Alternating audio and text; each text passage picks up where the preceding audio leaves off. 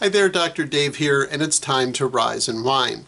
Although I like drinking coffee, I'm by no means an aficionado, and a friend recently sent me an article that sort of cataloged all the ways to make the perfect cup of coffee. I'm sure you've seen things like this before, and people go to great lengths to achieve that.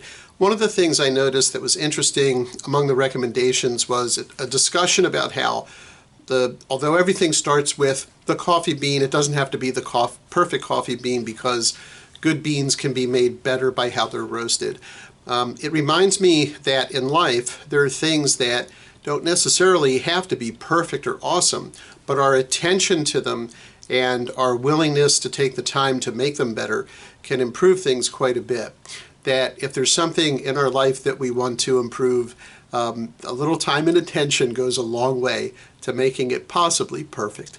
Rise and Whine is weekly, and if you enjoyed this episode, please like, comment, and share below.